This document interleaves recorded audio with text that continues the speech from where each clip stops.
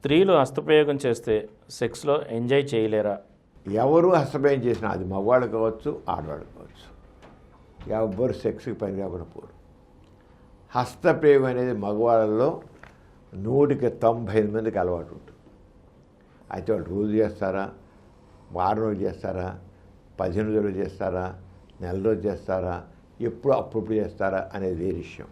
కానీ 100% మంది తక్కువ 2% అంటే ఎవరయ్యా అంటే వాళ్ళకి బ్రెయిన్ డెవలప్ కాలేదన్నమాట. బ్రెయిన్ డెవలప్ లేదా ఇక ఎట్టి పరిస్థితుల్లో కూడా సెక్స్ గురించి ఆలోచించకూడదు, సెక్స్ గురించి నేనేం చేయకూడదు, ఆ పురుషాంగం అసలు ముట్టుకోకూడదు అని వాళ్ళకి కొంతమంది సనాతనవాదులు ఉంటారు. సనాతన ధర్మం పెట్టుకుని ఆ సనాతన ధర్మం ఉన్నవాళ్ళు సెక్స్ నీచమైనది, సెక్స్ క్షుద్రమైనది, సెక్స్ గురించి ఆలోచించడం అనేది మనిషి నీచమైన బుద్ధికి చిహ్నం అనుకుని ఎవడైనా అలా అనుకునేవాడు ఉంటే ఉన్నారు. కొంతమంది ఛాందస్వాదులు, సనాతనవాదులు లాంటి వాళ్ళు ఉన్నారు. అలాంటి వాళ్ళు సిద్ధాంతం వంకే చూడరు. అదేదో చాలా అపవిత్రమైన కార్యం ఒకటి. వీడు వచ్చింది అపవిత్ర కార్యంతో వచ్చాడు, మర్చిపోయారు వీళ్ళు. వాళ్ళ అమ్మా నాన్నలు సెక్స్లో పాల్గొంటేనే వీడు పుట్టాడు. కానీ అది చాలా అపవిత్రమైన, వీడి అపవిత్రంతో పుట్టినవాడు పవిత్రుడు ఎలా అవుతాడు? వీడు అంచేది అపవిత్రం పై వీడు అనుకుని అపవిత్రం పై చేయొచ్చు. వాళ్ళ అమ్మ నాన్నలు అపవిత్రం పై చేయటం వీడు పుట్టింది.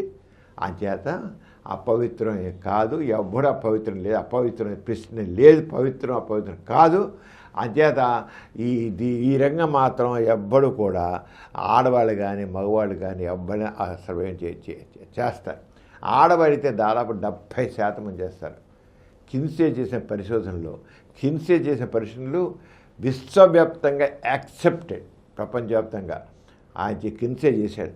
దాంట్లో 98% మగవాళ్ళు చేస్తారని, 70% ఆడవాళ్ళు. తక్కిన 30% ఆడవాళ్ళు ఎందుకు చేయరాయంటే తక్కిన ఆడవాళ్ళకి అంత లేడీస్లో ఈ చిన్నప్పటి నుంచి పెంపకంలో వచ్చే బుద్ధి సెక్స్ నీచమైనది, సెక్స్ గురించి ఆలోచించకూడదు, సెక్స్ అపవిత్రమైంది, దాన్ని ముట్టుకోకూడదు, యోని దగ్గర చేయి పెట్టకూడదు, ఇలాంటి బుద్ధులను బట్టి ఆడవాళ్ళు కొంతమంది ఎలాగుంటారు.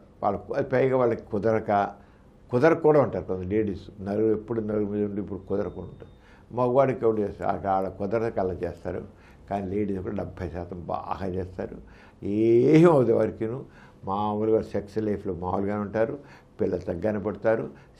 నార్మల్ సెక్స్ స్ట్రెంగ్త్లో ఏమీ తేడా రాదు. ఇంకా తేలింది అంటే మాస్టర్స్ జాన్సన్స్ వాళ్ళు చేసిన పరిశోధనలో తేల్చింది ఏంటంటే ఎవరైతే టీనేజ్ నుంచి సెక్స్ అస్తమయం చేస్తారో, ఎవరైతే చేస్తారో వాళ్ళ దాంపత్య జీవితాన్ని చక్కగా అనుభవిస్తారు. ఎన్నో పరిశోధనలో తెలిసిన సత్యం ఏంటంటే ఎవరైతే అస్తమయం చేసి సెక్స్ యొక్క ప్రెషర్ని, ఆ ఆనందాన్ని, ఆ సుఖాన్ని, వాళ్ళ అనుభూతిని మనసులో పదిలిపెచ్చుకుంటారో వాళ్ళు సెక్స్లో ఎంజాయ్ చేస్తారు. ఎవరైతే సెక్స్ అస్తమయం తప్పు అనుకుని తప్పని గచ్చంతలేక అప్పుడప్పుడు చేసే ఉంటారు సరే, వాడు సెక్స్ కూడా దాంపత్య జీవితాన్ని ఎంజాయ్ చేయలేడు.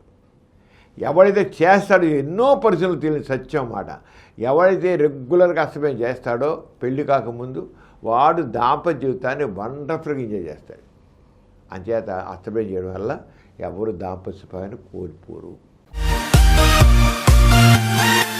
ఈ కార్యక్రమం మీకు ఎంతో నచ్చింది కదా. ఇటువంటి మరిన్ని వీడియోల కోసం అనతి కాలంలోనే 20 కోట్లకు పైగా వ్యూస్ సాధించిన సమరం ఛానల్ సమర్పించు సమరం మీకోసం ఛానల్కు సబ్స్క్రైబ్ చేయండి, లైక్ చేయండి, మీ ఫ్రెండ్స్కి షేర్ చేయండి. అలాగే ప్రక్కనున్న గంట సింబల్ని ప్రెస్ చేయడం మర్చిపోకండి.